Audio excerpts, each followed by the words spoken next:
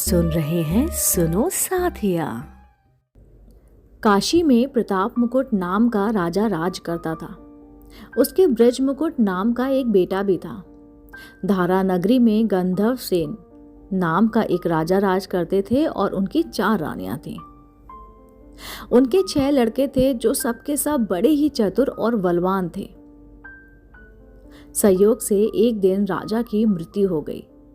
उसकी जगह उनका बड़ा बेटा शंख गद्दी पर बैठा। उसने कुछ दिन राज किया, लेकिन छोटे भाई विक्रम ने उसे मार डाला और स्वयं राजा बनकर बैठ गया। उसका राज दिनों दिन बढ़ता गया और सब उसको बहुत ही वाहवाही करने लगे। उसका राज जब दिनों दिनों बढ़ता गया और वे जब सारे जम्मू द्वीप का राजा बन बैठा, एक दिन उसके मन में आया कि उसे घूमकर सैर करनी चाहिए और जिन देशों को उसने सुन रखा था, जिनका नाम सुन रखा था, उन्हें वह देखना भी चाहता था। सो वह गद्दी अपने छोटे भाई भृतहरि को सौंपकर योगी बनकर राज से निकल पड़ा। उस नगर में एक ब्राह्मण तपस्या करता था। एक दिन देवता ने उसको प्रसन्न होकर एक फल दिया और कहा कि इसे जो भी खाएगा वह अमर हो जाएगा। ब्राह्मण ने वे फल लाकर अपनी पत्नी को दे दिया और देवता की बात भी बता दी। ब्राह्मणी बोली, हम अमर होके क्या करेंगे? हमेशा भीख मांगेंगे। इससे तो अच्छा है कि हम मरी जाएं। तुम इस फल को ले जाकर राजा को दे दो और बदले में उससे कुछ धन लेकर आ जाओ। यह बात सुनकर ब्राह्मण फल लेकर राजा भृतहरि के पास गया और सारा हाल उसको सुनाया। भृतहरि ने फल ले लिया और ब्राह्मण को 1 लाख रुपए देकर वहां से खुशी खुशी विदा किया। भृतहरि अपनी एक रानी को बहुत चाहता था। उसने महल में जाकर वह फल उसी को दे दिया। रानी की मित्रता शहर के कोतवाल से थी। उसने वह फल कोतवाल को दे दिया। कोतवाल एक वैश्या के पास जाया करता था। वह उस फल को उस वैश्या को दे आया। वैश्या ने सोचा कि यह फल तो राजा को खाना चाहिए। वह उसे लेकर राजा भृतहरि के पास गई और उसे दे दिया। भृतहरि ने उसे बहुत सा धन दिया, लेकिन जब उसने फल को अच्छी तरह से देखा तो वो पहचान गया। उसे बड़ी चोट लगी, पर उसने किसी से कुछ नहीं कहा। उसने महल में जाकर रानी से पूछा कि तुमने उस फल का क्या किया जो मैंने तुम्हें दिया था? रानी ने कहा, मैंने तो उसे खा लिया। राजा ने वह फल निकाल कर दिखा दिया। रानी घबरा गई और उसने सारी बात सच सच राजा को बता दी। भृतहरि ने पता लगाया तो उसे पूरी बात ठीक ठीक से मालूम हुई। वह बहुत दुखी हुआ। उसने सोचा कि यह दुनिया माया जाल है, इसमें अपना कोई नहीं है। वह फल लेकर बाहर आया और धुलवाकर स्वयं खा लिया। फिर राजपाट छोड़ योगी का भेष बना जंगल में तपस्या करने को चला गया। भृतहरि के जंगल में चले जाने से विक्रम की गद्दी सूनी हो गई। जब राजा इंद्र को यह समाचार मिला तो उन्होंने एक देव को धारा नगरी की रखवाली के लिए भेज दिया। वह रात दिन वहीं रहने लगा। भृतहरि के राजपाट छोड़कर वन में चले जाने की बात विक्रम को मालूम हुई तो वह लौटकर अपने देश आया। आधी रात का समय था। जब वह नगरी में घुसने लगा तो देव ने उसे रोका। राजा ने कहा, मैं विक्रम हूं, यह मेरा राज है। तुम रोकने वाले होते कौन हो? देव बोले, मुझे राजा इंद्र ने इस नगरी की चौकसी के लिए भेजा है। तुम सच्चे राजा विक्रम हो तो आओ, पहले मुझसे लड़ो। दोनों में लड़ाई हुई। राजा ने जरा सी देर में देव को पछाड़ दिया। तब देव बोला, हे राजन, तुमने मुझे हरा दिया, मैं तुम्हें जीवन दान देता हूं। इसके बाद देव ने कहा, राजन, एक नगर और एक नक्षत्र में तुम 3 आदमी पैदा हुए थे। तुमने राजा के घर में जन्म लिया, दूसरे ने तेली और तीसरे ने कुम्हार के।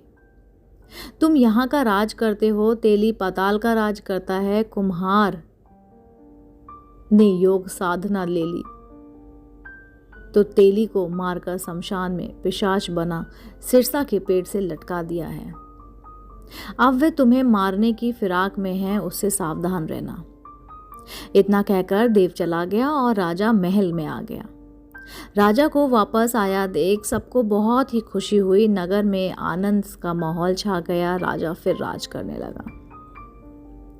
एक दिन की बात है, शक्तिशील नाम का एक योगी राजा के पास दरबार में आया और उसने एक फल देकर चला गया। राजा को आशंका हुई कि देव ने जिस आदमी को बताया था कहीं यह वही तो नहीं है। यह सोच उसने फल नहीं खाया, भंडारी को दे दिया। योगी आता और राजा को एक फल देके चुपचाप चला जाता। संयोग से एक दिन राजा अपना अस्तबल देखने गया था। योगी वहीं पहुंच और फल राजा के हाथ में दे दिया। राजा ने उसे उछाला तो वह हाथ से छूटकर धरती पर गिर गया। उसी समय एक बंदर ने झपटकर उसे खा लिया। जब बंदर उसे तोड़ने लगा तो देखा कि उसके अंदर से एक रत्न चमक रहा है, जिसकी चमक से उसकी आंखें चौंधिया गई। राजा को बहुत आश्चर्य हुआ। उसने योगी से पूछा, आप ये लाल जो रत्न है मुझे रोज क्यों दे जाते हैं? योगी ने जवाब दिया, महाराज, राजा, गुरु, ज्योतिषी, वैद्य और बेटी, इनके घर कभी खाली हाथ नहीं जाना चाहिए। राजा ने भंडारी को बुलाकर पीछे से सब फल मंगवाए और सारे के सारे तोड़वाए। जैसे ही वो भंडारी फल को तोड़ता जाता, हर एक सेब में से, हर एक फल में से एक चमकता हुआ लाल पत्थर निकलता। इतने चमकते पत्थर देखकर राजा को बड़ा ही हर्ष हुआ। उसने जौहरी को बुलवाकर उसका मूल्य पूछा। जौहरी बोला, महाराज, ये तो जो पत्थर है इसकी कीमत, एक एक की कीमत करोड़ों करोड़ों रुपए है, जिसकी कीमत हम आंक नहीं सकते। एक एक पत्थर एक एक राज्य के बराबर है। यह सुनकर राजा योगी का हाथ पकड़कर गद्दी पर ले गया। बोला, योगी राज, आप सुनी हुई बुरी बातें दूसरे के सामने नहीं कह सकते। राजा उसे अकेले में ले गया। वहां जाकर योगी ने कहा, महाराज, बात यह है कि गोदावरी नदी के किनारे मसान में मैं एक मंत्र सिद्ध कर रहा हूं। उसके सिद्ध हो जाने पर मेरा मनोरथ पूरा हो जाएगा। तुम एक रात मेरे पास रहोगे तो मंत्र सिद्ध हो जाएगा। एक दिन रात को हथियार बांधकर तुम अकेले मेरे पास आ जाना। राजा ने कहा, अच्छी बात है। इसके उपरांत योगी दिन और समय बताकर अपने मठ के लिए चले गए। वह दिन आया पर राजा अकेला वहां पहुंचा। योगी ने उसे अपने पास बैठा लिया। थोड़ी देर बैठकर राजा ने पूछा, महाराज, मेरे लिए क्या आज्ञा है? योगी ने कहा, राजन, यहाँ से दक्षिण दिशा में 2 कोस की दूरी पर मसान में एक सिरसा के पेड़ पर एक मुर्दा लटका हुआ है। उसे मेरे पास ले आओ, तब तक मैं यहाँ पूजा करता हूँ। यह सुनकर राजा वहां से चल दिया। बड़ी भयंकर रात थी। चारों ओर अंधेरा फैला था। पानी बरस रहा था। भूत प्रेत शोर मचा रहे थे। सांप की हुहुकार की आवाज आ रही थी। जो सांप है वो पैरों पे लटके जा रहे थे, लेकिन राजा हिम्मत से आगे बढ़ता गया। जब वे मसान में पहुंचा तो देखा शेर दहाड़ रहे हैं, हाथी चिढ़ा रहे हैं, भूत प्रेत आदमियों को मार रहे हैं। राजा बेधड़क चलता गया और सिरसा के पेड़ के पास पहुंच गया। पेड़ जड़ से फुनगी तक आग से दहक रहे थे। राजा ने सोचा, हो ना हो ये वही योगी है जिसकी बात देव ने बताई थी। पेड़ पर रस्सी से बंधा मुर्दा लटक रहा था। राजा पेड़ पर चढ़ गया और तलवार से रस्सी काट दी। मुर्दा नीचे गिर पड़ा और दहाड़ मार मार कर रोने लगा। राजा ने नीचे आकर पूछा, तू कौन है? राजा का इतना कहना था कि वह मुर्दा खिलखिलाकर हंस पड़ा। राजा को बड़ा ही अचरज हुआ। तभी वह मुर्दा फिर से पेड़ पर जा लटका। राजा फिर चढ़कर ऊपर गया तो रस्सी काट मुर्दे का बगल में दबा लिया और नीचे आया। बोला, बता तू कौन है? मुर्दा चुपचाप रहा। तब राजा ने उसे एक चादर से बांधा और योगी के पास ले चला। रास्ते में वह मुर्दा बोला, मैं बेताल हूं, तू कौन है और मुझे कहाँ लेके जा रहा है? राजा ने कहा, मेरा नाम विक्रमादित्य है, मैं धारा नगरी का राजा हूं, मैं तुझे योगी के पास लेकर जा रहा हूं। बेताल बोला, मैं एक शर्त पर चलूंगा, अगर तू रास्ते में बोलेगा तो मैं दौड़कर वापस से पेड़ पर जा लटकूंगा। राजा ने उसकी बात मान ली। फिर बेताल बोला, पंडित, चतुर और ज्ञानी, इनके दिन अच्छी अच्छी बातों में बीतते हैं, जबकि मूर्ख के दिन कलह और नींद में। अच्छा होगा कि हमारी राह भली बातों की चर्चा करते हुए बीत जाए। मैं तुझे एक कहानी सुनाता हूँ, सुन ले। राजा का पुत्र अपने मित्र को साथ लेकर शिकार खेलने के लिए जंगल गया। घूमते घूमते उन्होंने एक तालाब देखा और उसमें पानी में कमल खिल रहे थे, हंस जो हैं किलोरे कर रहे थे, किनारों पर घने पेड़ लगे थे जिन पर पंछी चहचहा रहे थे। दोनों मित्र वहां रुक गए और तालाब के पानी में हाथ मुंह धोकर ऊपर महादेव के मंदिर पर गए। घोड़े को उन्होंने बाहर ही मंदिर के बाहर बांध दिया। वो मंदिर में दर्शन करके बाहर आए तो देखते क्या है कि तालाब के किनारे राजकुमारी अपनी सहेलियों के साथ स्नान करने आई है। दीवान का लड़का तो वहीं एक पेड़ के नीचे बैठा रहा, पर राजकुमार से ना रहा गया। वह आगे बढ़ गया। राजकुमारी ने उसकी ओर देखा तो वह भी उस पर मोहित हो गया। राजकुमारी भी उसकी तरफ देखती रही। फिर उसने किया कि जूड़े में से कमल का फूल निकाला, कान में लगाया, दांत से कुतरा, पैर के नीचे दबाया और फिर छाती से लगा, अपनी सखियों के साथ चली गई। उसके जाने पर राजकुमार निराश हो गए, अपने मित्र के पास आया और उसको हाल सुनाया। मैं इस राजकुमारी के बिना नहीं रह सकता, पर मुझे ना तो उसका नाम मालूम है, ना ही ठिकाना, वह कैसे मिलेगी? दीवान के लड़के ने कहा, राजकुमार, आप इतना क्यों घबरा रहे हैं? वह सब कुछ बता तो गई है। राजकुमार ने पूछा, कैसे? वह बोला, उसने कमल का फूल सिर से उतारकर कानों से लगाया तो उसने बताया कि वे कर्नाटक की रहने वाली है। दांत से कुतरा तो इसका मतलब है कि वह दंत बाट राजा की बेटी है। पांव से दबाने का अर्थ था कि मेरा नाम पद्मावती है, और छाती से लगाकर उसने बताया कि तुम मेरे दिल में बस गए हो। इतना सुनना था कि राजकुमार खुशी से फूल उठा, बोला, अब मुझे कर्नाटक देश ले चलो। दोनों मित्र वहां से चल दिए। घूमते फिरते सैर करते करते दोनों कई दिन बाद वहां पहुंचे। राजा के महल के पास गए तो एक बुढ़िया अपने द्वार पर बैठी चरखा काटती मिली। उसके पास जाकर दोनों घोड़े से उतर पड़े और बोले, माई, हम सौदागर हैं, हमारा सामान पीछे आ रहा है, हमें रहने को थोड़ी जगह दे दो। उसकी शक्ल सूरत देखकर और बात सुनकर बुढ़िया के मन में ममता उमड़ पड़ी। बोली, बेटा, तुम्हारा घर है, जब तक जी चाहे रहो। दोनों वहीं ठहर गए। दीवान के बेटे ने उनसे पूछा, माई, तुम क्या करती हो? तुम्हारे घर में कौन कौन है? तुम्हारी गुजर कैसे होती है? बुढ़िया ने जवाब दिया, बेटा, मेरा एक बेटा है जो राजा की चाकरी में है। मैं राजा की बेटी पद्मावती की धाय हूँ। बूढ़ी हो जाने से अब घर में रहती हूँ।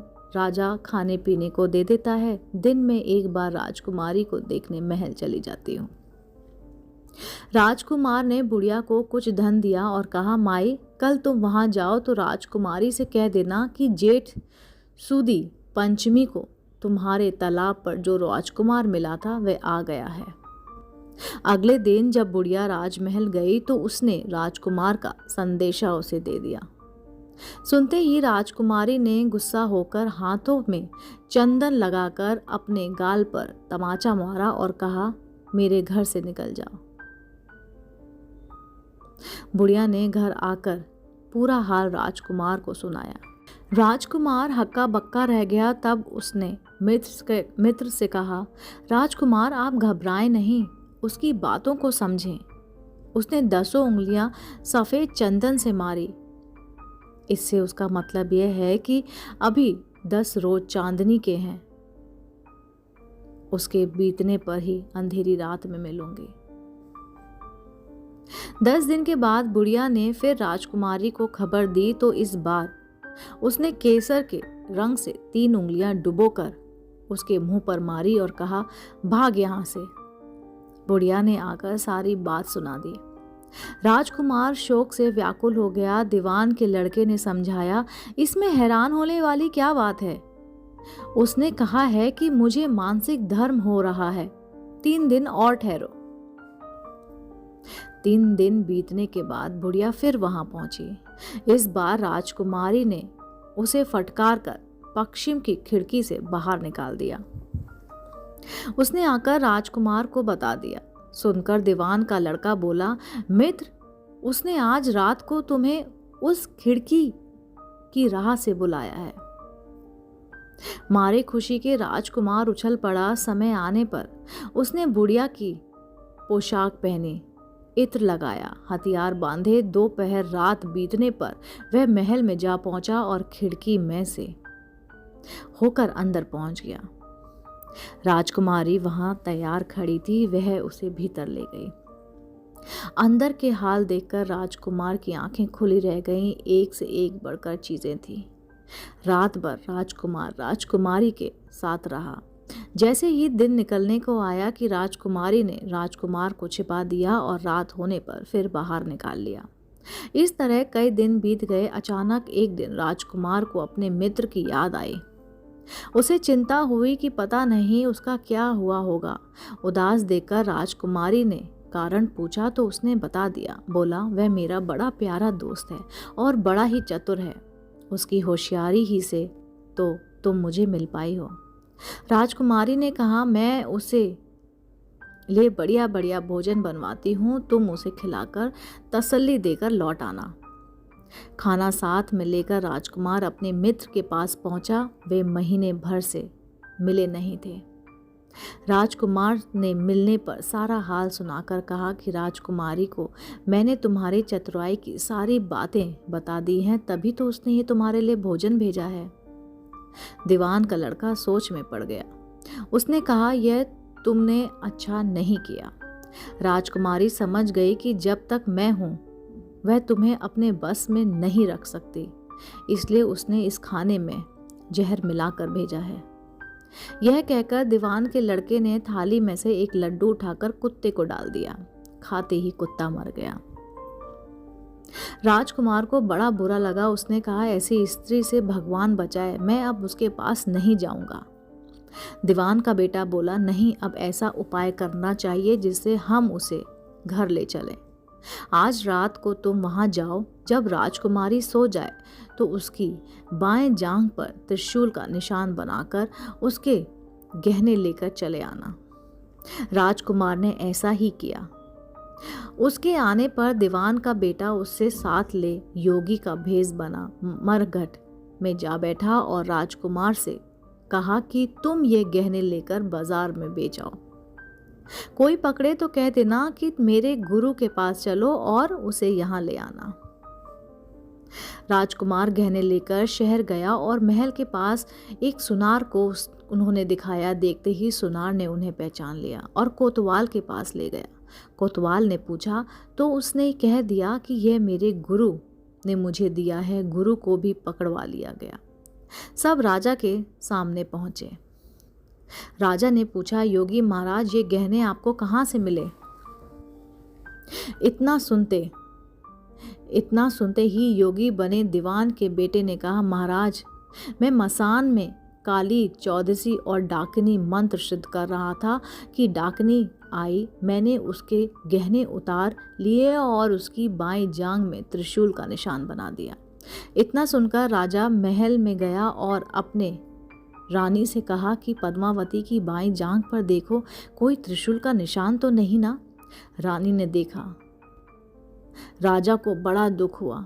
बाहर आकर वह योगी को एक और ले जाकर बोला, महाराज, धर्म शास्त्र में खोटी स्त्रियों के लिए क्या दंड है?